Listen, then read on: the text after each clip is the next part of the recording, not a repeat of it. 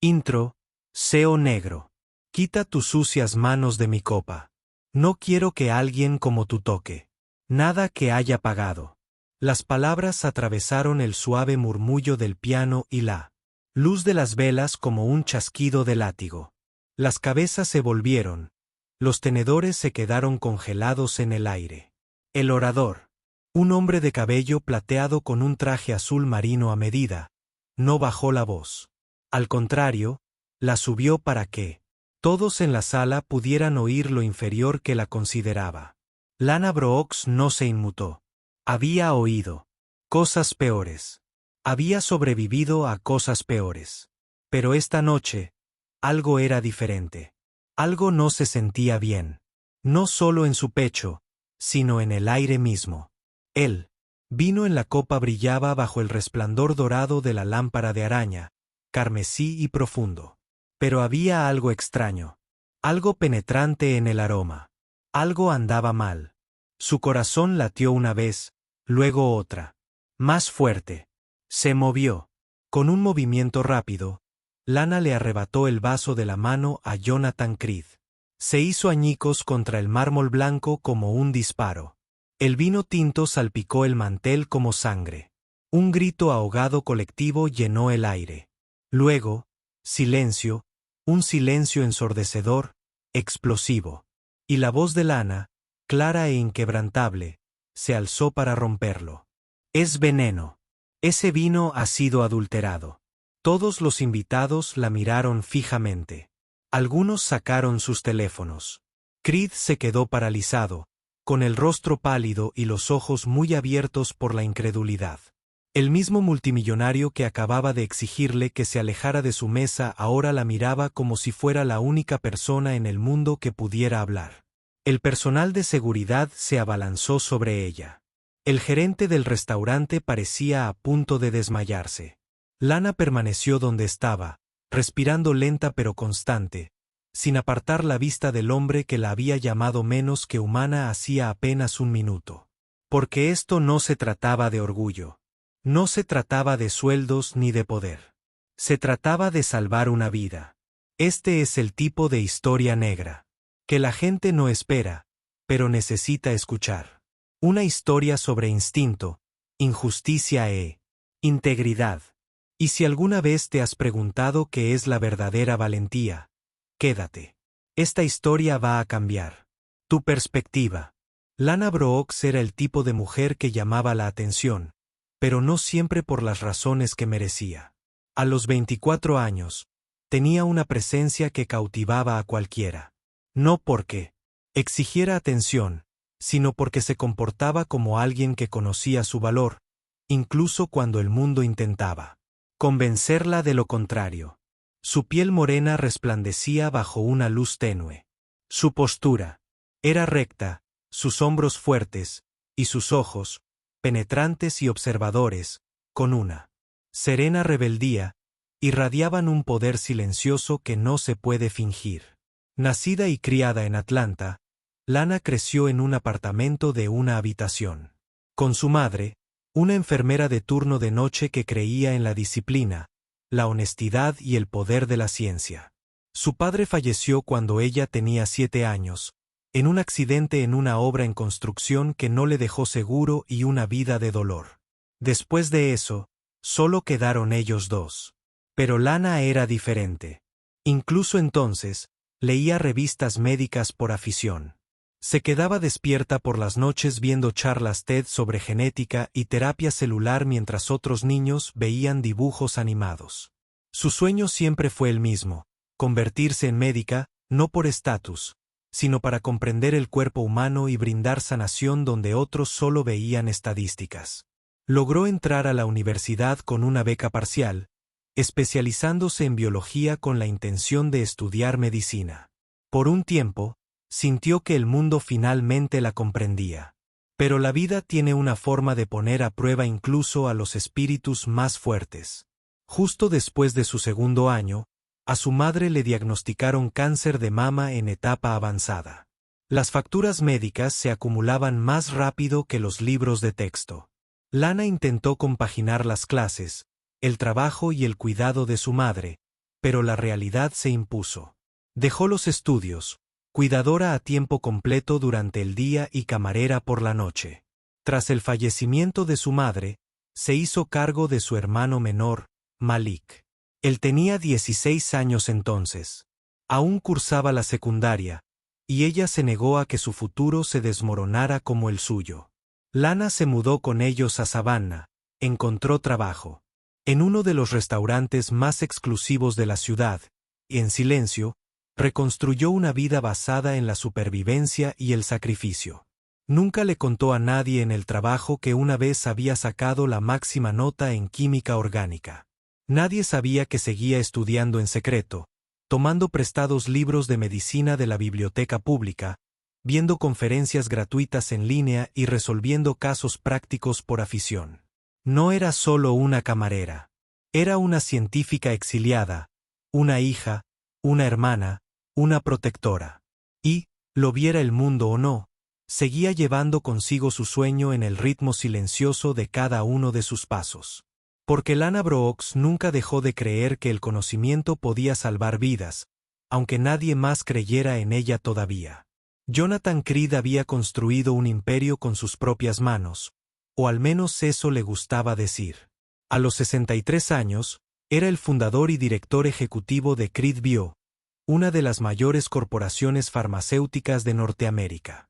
Su patrimonio neto rondaba los $3.000 millones, con la fluctuación del mercado. Lucía su riqueza como una armadura. Trajes a medida, zapatos italianos, relojes que costaban más de lo que la mayoría de la gente ganaba en un año.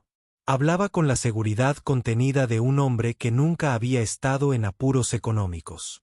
Un viejo no sin precio. Adjunto. Pero bajo las revistas de negocios y las victorias en las salas de juntas, se escondía algo mucho más antiguo. Algo más oscuro. Creed nació en una familia adinerada. Criado en Connecticut por un padre que creía que el valor de un hombre se podía medir por la blancura de su camisa y el color de su piel. Su educación se basaba en una silenciosa superioridad, del tipo que no profería insultos en la calle, sino juicios susurrados en clubes privados y escuelas exclusivas. Aprendió desde pequeño que el poder significaba distancia, y la distancia en su mundo significaba no dejar que nadie viera sus debilidades ni sus prejuicios en público. Creed era filántropo. Financió investigaciones sobre el cáncer, patrocinó programas educativos e incluso formó parte del consejo de varias iniciativas de diversidad. Pero a puerta cerrada, sus verdaderas creencias a menudo se dejaban entrever. Un comentario sarcástico aquí, una mirada despectiva allá. Especialmente cuando se trataba de mujeres de color. Las consideraba inferiores, no abiertamente, pero en lo que más importaba. Él asumió que su confrontación comenzaba así, la competencia de Black Story. Era suerte, su ambición, arrogancia, su presencia en espacios de lujo. Una molestia. Esa noche en el restaurante, cuando vio a Lana Brooks acercarse a la mesa, solo, vio un estereotipo. Una camarera negra con un delantal almidonado. Nada más. No. Vio su aplomo ni la inteligencia en sus ojos. No vio los años de sacrificio, el conocimiento, la fuerza. Y cuando le dijo que quitara sus manos sucias de su vaso, no se trataba de gérmenes. Se trataba de poder. Jonathan Creed se creía intocable. Demasiado rico para ser desafiado, demasiado importante para ser corregido. Había olvidado que el peligro no siempre viene de salas de juntas y acuerdos multimillonarios. A veces camina silenciosamente, con un delantal, llevando una bandeja, y a veces no es peligro en absoluto. A veces es la única persona lo suficientemente valiente como para salvarte la vida. Empezó con el olor. No era fuerte, no era obvio, solo un leve indicio, tan sutil que la mayoría lo habría ignorado. Pero Lana no. Su formación no era formal, no tenía un título, sino que se basaba en la experiencia de la vida real, algo que la mayoría de los estudiantes de medicina jamás experimentan. Años de cuidar a otros habían aguzado sus sentidos. Ver a su madre deteriorarse, controlar cada dosis de morfina, cada cambio en el apetito, cada reacción al tratamiento, eran lecciones que ninguna aula podía enseñar. Y ahora, de pie junto a un hombre que la acababa de insultar delante de una docena de comensales, esas lecciones le susurraban algo alarmante. Al servir el vino, Lana se fijó en la botella. Era de añada, sí, pero la etiqueta estaba borrosa, como si alguien hubiera intentado limpiarla. El papel de aluminio alrededor del corcho no estaba bien sellado y la botella no provenía de la bodega. Lo sabía porque había visto al Samole esa noche. Esta no era suya. El vino estaba a temperatura ambiente, no frío como debería haber estado. Y luego estaba el color. Un tono más oscuro. No mucho, pero suficiente para que alguien que había pasado años estudiando líquidos, desde medicamentos recetados hasta caldos nutritivos, notara la diferencia. Y luego llegó el olor. Almendras amargas. Su corazón dio un vuelco. Cianuro puro. No podía ser. ¿Verdad? Tenía que ser otra cosa. Tal vez limpiador de cocina. Tal vez solo estaba nerviosa. Pero el olor no estaba en el aire a su alrededor. Venía del vaso. Los dedos de Lana se apretaron ligeramente sobre la bandeja. Cada instinto le gritaba que se marchara, que agachara la cabeza, que dejara que el mundo siguiera girando como siempre, con gente como Creed burlándose de gente como ella. Pero la voz de su madre resonó en su mente, suave pero firme. Si ves algo mal, no te vas sin más, actúas. A Lana se le cortó la respiración al ver a Creed levantar el vaso. Su boca se entreabrió, lista para beber. Ella tenía más, tal vez, menos, y en ese momento, no pensó en su trabajo ni en las consecuencias, ni en lo que la gente pudiera decir. Solo pensó en salvar una vida. Así que se movió y todo cambió. En el momento en que la copa de vino se hizo añicos, el tiempo se detuvo. Todas las cabezas del restaurante se volvieron. El suave tintineo de los cubiertos y el murmullo de la conversación educada se desvanecieron. En un silencio atónito. Se contuvo la respiración colectiva, suspendida en la tensión, que ahora crepitaba en el aire. Como estática.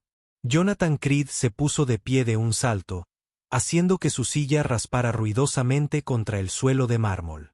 Su voz resonó, aguda y furiosa. Me atacó. Me acaba de agredir delante de todos. Alguien llamó a la policía. Señaló a Lana con un dedo tembloroso, con el rostro enrojecido por la rabia y los ojos desorbitados por la incredulidad. Por un momento, nadie se movió. Entonces el gerente del restaurante se acercó apresuradamente, con el pánico ya presente en su voz. Lana, ¿qué has hecho? Acabas de derramar una copa de vino de $1000 sobre el señor Creed. Lana no retrocedió. No se disculpó. En cambio, dio un paso adelante, con voz firme y las manos aún temblando por la adrenalina.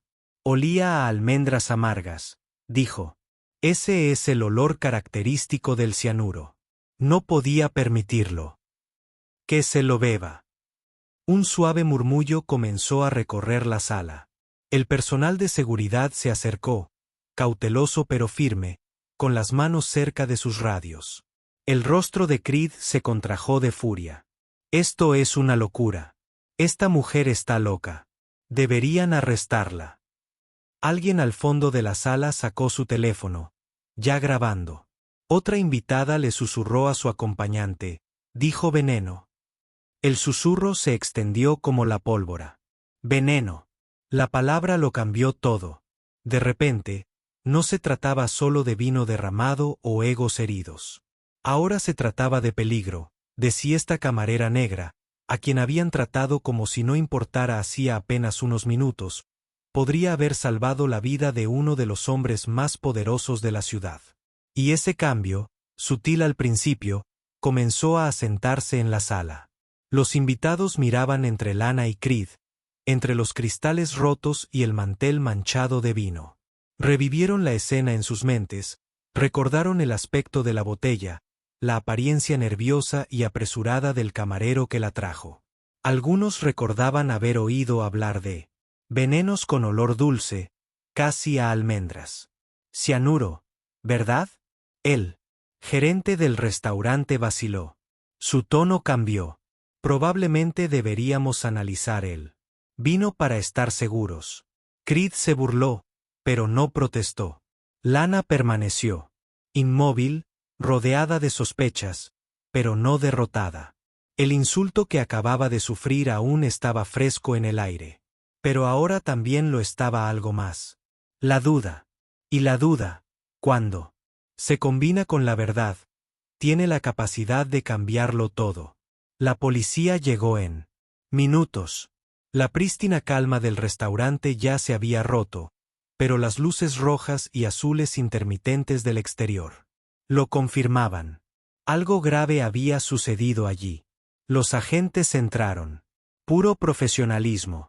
Uno habló con Jonathan Creed, quien aún estaba furioso, con la camisa salpicada de gotas rojas del revelado giro, historias racistas. Vino derramado. Otro se acercó a Lana, pidiéndole que explicara lenta y claramente exactamente lo que había sucedido. Lana repitió sus palabras con cuidado. Olía a almendras amargas. Ese no es un olor que se pueda ignorar. Creo que el vino fue adulterado. Al principio, los agentes intercambiaron miradas, duda, curiosidad, y luego algo más. Uno de ellos solicitó que la botella y la copa restantes se sellaran y se enviaran para un análisis químico rápido. Otro agente, por precaución, llamó discretamente al equipo de materiales peligrosos de la ciudad. Se siguieron los procedimientos. Guantes, bolsas para evidencia, formularios de cadena de custodia. Jonathan se burló mientras los observaba trabajar. Esto es absurdo. Esa chica está intentando armar un drama. ¿De verdad crees que alguien intentó envenenarme en un restaurante de 5 estrellas? Nadie le respondió porque los resultados de las pruebas llegaron más rápido de lo esperado. El agente a cargo, joven, alerta y visiblemente nervioso, leyó los resultados preliminares en voz alta. Su voz se quebró ligeramente. Positivo para cianuro de hidrógeno. Niveles detectables en el vino. Y residuos en el vidrio roto. Concentración estimada, letal. Exclamaciones de asombro. Llenaron el comedor como una ola. Incluso Creed guardó silencio. La confirmación dejó a la habitación sin aliento. De repente, el instinto de Lana no había sido solo una casualidad. Era una advertencia que le salvaría la vida. Una docena de teléfonos inteligentes habían captado el momento en que le arrebató el vaso de la mano. Ahora, esos mismos teléfonos capturaban algo completamente distinto. La expresión en el rostro de Creed al darse cuenta de la verdad. Estuvo a segundos de la muerte. Y la persona a la que había humillado, la mujer a la que había insultado y despreciado, era la única razón por la que seguía respirando. El gerente del restaurante retrocedió tambaleándose, balbuceando una disculpa a Lana.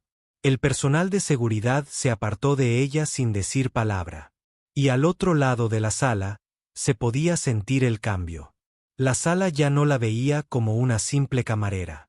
La veían como lo que realmente era. Una protectora, una científica encubierta, una mujer que lo había arriesgado todo para hacer lo correcto. Y afuera, mientras la lluvia comenzaba a caer suavemente sobre las calles adoquinadas de Savannah, era evidente que esta historia oscura apenas comenzaba. Incluso cuando el caos disminuía, la verdad apenas comenzaba a salir a la luz. Mientras los agentes aseguraban las pruebas y el personal del restaurante se apresuraba a declarar, un detalle persistía en la mente de los investigadores: la botella de vino. No provenía del proveedor oficial del restaurante.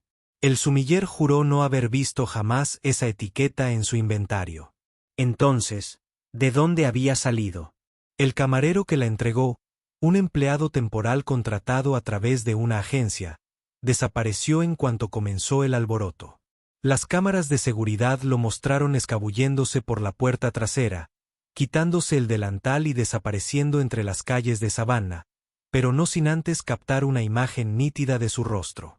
Bastaron unas pocas horas. El hombre se llamaba Christopher Knox. Tenía antecedentes penales menores, historial de trabajos ocasionales en hostelería con nombres falsos y no se conocía su domicilio. Pero lo que realmente llamó la atención de las autoridades fue su cuenta bancaria.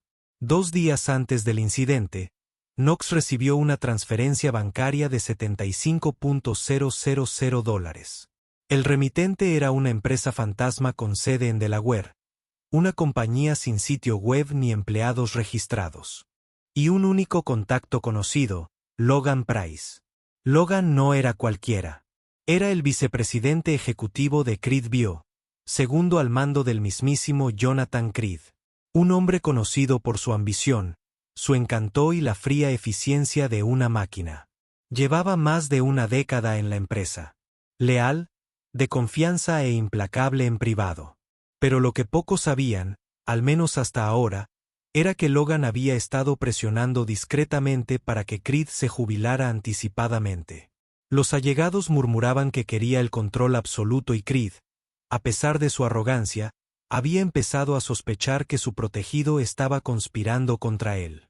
Lo que Creed ignoraba era hasta dónde estaba dispuesto a llegar Logan. El análisis forense cibernético del FBI conectó a la empresa Cell con un rastro de correos electrónicos cifrados, mensajes que hablaban de la solución final, la necesidad de discreción, referencias a seguros y de allanar el camino. Las pruebas eran condenatorias. Jonathan Creed casi muere, no por un acto fortuito, sino por un asesinato premeditado ordenado por el mismo hombre al que había instruido. Y la única razón por la que el plan fracasó fue porque una joven negra, tratada como un mueble en su mundo, se había percatado de lo que nadie más había notado. El cerebro de la operación ya no estaba en las sombras. Y Lana Brooks tampoco. Jonathan Creed estaba sentado en la parte trasera de la ambulancia, con su traje a medida manchado y el ego herido mucho más de lo que su orgullo quería admitir. El mundo que había construido sobre el poder, la elegancia y el control acababa de resquebrajarse por una mujer a la que ni siquiera había considerado digna de mirar 2 horas antes. La misma mujer que ahora permanecía en silencio justo detrás de las luces intermitentes. Envuelta en una manta que alguien le había dado, respondía a las preguntas de un detective con calma y precisión. La observó, no por sospecha, ya no, sino por algo más. Algo más lento, más agudo. Vergüenza. Durante la mayor parte de su vida, Creed había aprendido a ignorar a personas como Lana Brooks. No por malicia, se dijo, sino por costumbre. Era fácil. Asumir que el camarero que le rellenaba el vaso o le retiraba el plato era ruido de fondo. Solo una parte más del escenario. No se suponía que importaran. No se suponía que fueran perspicaces, valientes ni brillantes. Pero Lana había sido las 3 cosas y más. Lo había arriesgado todo en un momento de instinto. Instintivo y silenciosa valentía. Había desafiado a una sala llena de riqueza y poder y aún así había elegido hacer lo que era. Redención y reforma, lo correcto, camarera. Creed no podía dejar de pensar en la firmeza de sus manos después de que el vaso se hiciera añicos. En la seguridad de su voz. Cuando habló de cianuro, de almendras, de un peligro que nadie más había visto. Pensó en las palabras que le había dicho antes. Manos sucias. Aléjate ahora. Esas mismas manos le habían salvado la vida. Esa comprensión se le caló hondo, inquietándolo, de una forma que las hojas de cálculo y las demandas nunca lo habían hecho.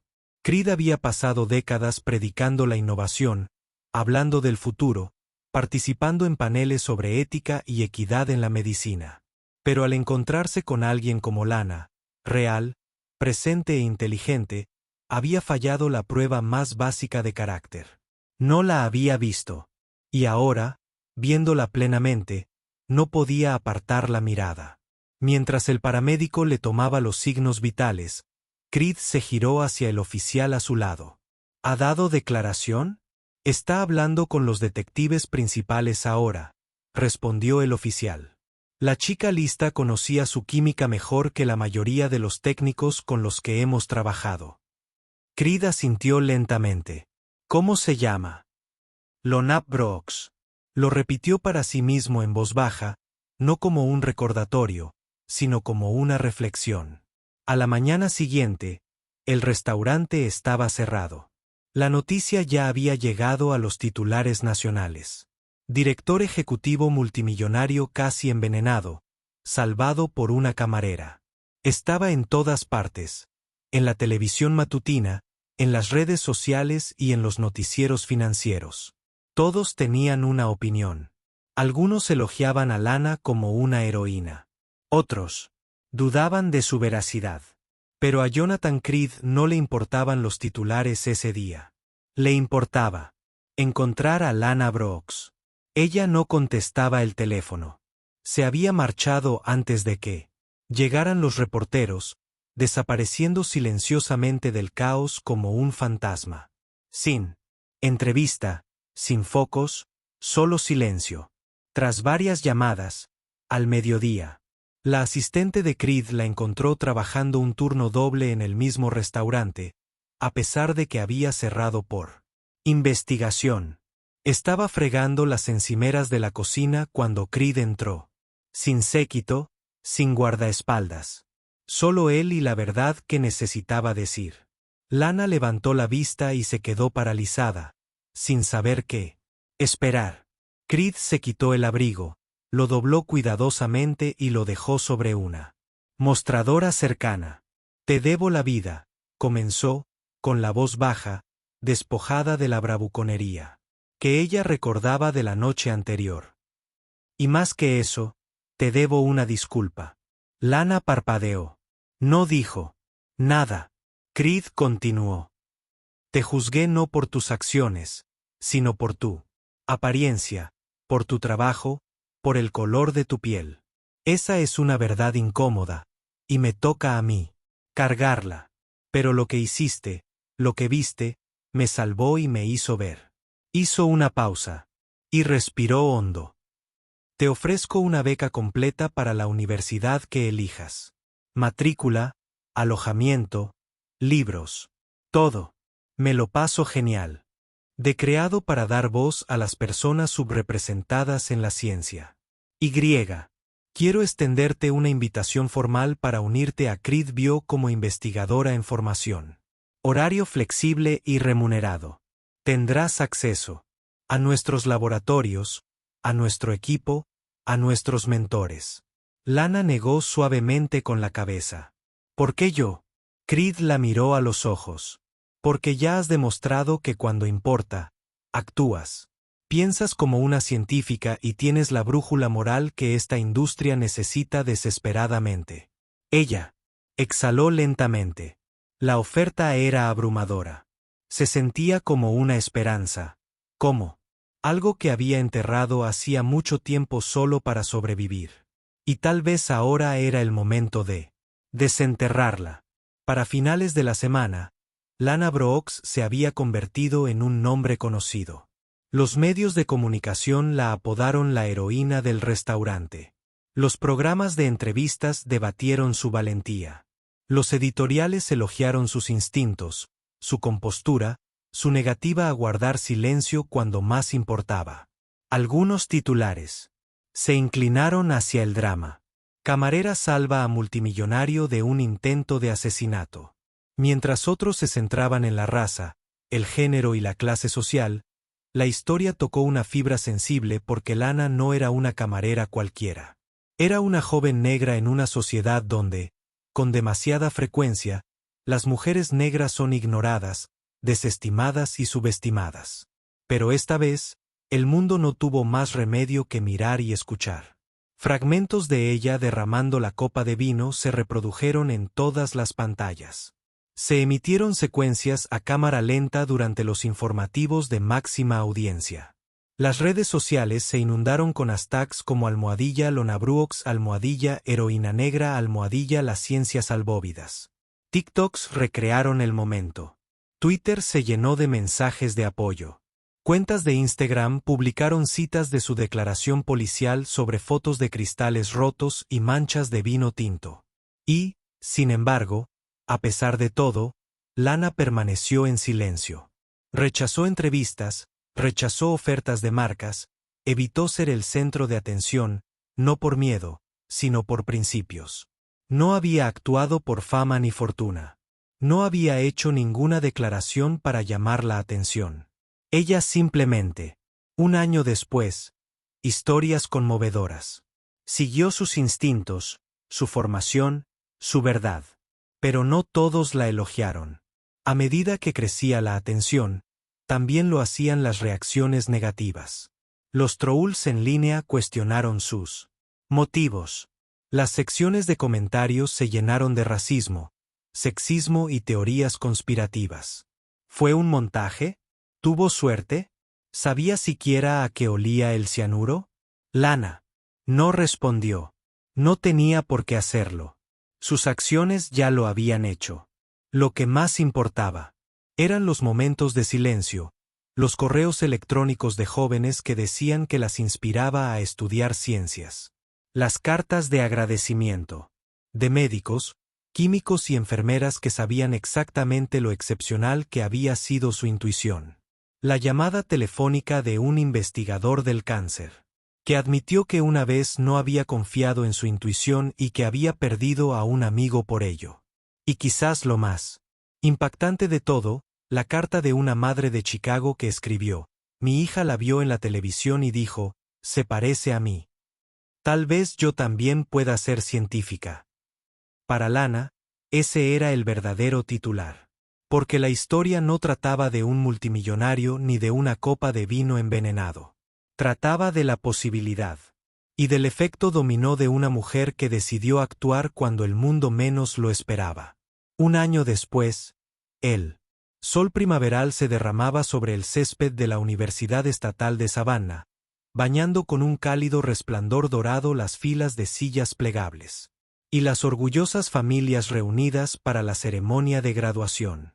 El público estalló en aplausos cuando el decano leyó el siguiente nombre: Lana Elise Brooks, licenciada en Ciencias Biomédicas con honores. Lana caminó por el escenario con paso firme, su birrete granate ligeramente ladeado, las borlas doradas ondeando con la brisa. Su sonrisa era discreta, su mirada fija, pero bajo esa calma exterior ardía un fuego de emoción, alivio, orgullo, recuerdos. Lo había logrado no porque alguien se lo regalara, no por suerte, sino porque cuando el mundo intentó sepultarla en el silencio y la sombra, decidió levantarse, hablar, actuar. Y entre el público, sentado en primera fila junto a su hermano menor, Malik, estaba Jonathan Creed. No llevaba traje, solo una simple chaqueta, sin corbata, con una humildad que transmitía mucha más fuerza que cualquier marca de diseñador. Su rostro era sereno, su postura reflexiva. Cuando Lana cruzó el escenario, sus miradas se cruzaron brevemente. No intercambiaron palabras, pero ambos sabían lo que significaba. Después de que Lana recibiera su diploma, el decano anunció una última sorpresa. Este año, nos honra entregar el Premio al Mérito Humanitario de la Universidad, que reconoce el extraordinario valor y servicio a los demás, a la señora Lana Brooks. Otra oleada de aplausos. Lana volvió al podio. No habló mucho, solo unas pocas palabras, pero calaron hondo. Estoy aquí porque alguien creyó que no merecía la pena fijarse en mí, y aún así actué. A veces, hacer lo correcto significa alzar la voz cuando todos los demás guardan silencio. Y a veces la persona a la que el mundo intenta ignorar es quien termina salvándolo. Cuando ella bajó del estrado, Jonathan Creed se levantó de su asiento. Sin que nadie se lo pidiera, sin guión, se acercó al micrófono. Quiero decir algo, dijo, aclarando la garganta. Se giró hacia el público. El año pasado, casi pierdo la vida. Y lo habría hecho de no ser por la mujer a la que acabamos de salvar. Me siento honrado. La juzgué mal. La desestimé. Y aún así me salvó. Eso no es solo valentía. Eso es gracia. Y pasaré el resto de mi vida honrando la segunda oportunidad que me dio. El público guardó silencio. Luego, lentamente se pusieron de pie, brindándole una ovación, no solo por el título de Lana ni por su valentía, sino por la historia que había reescrito.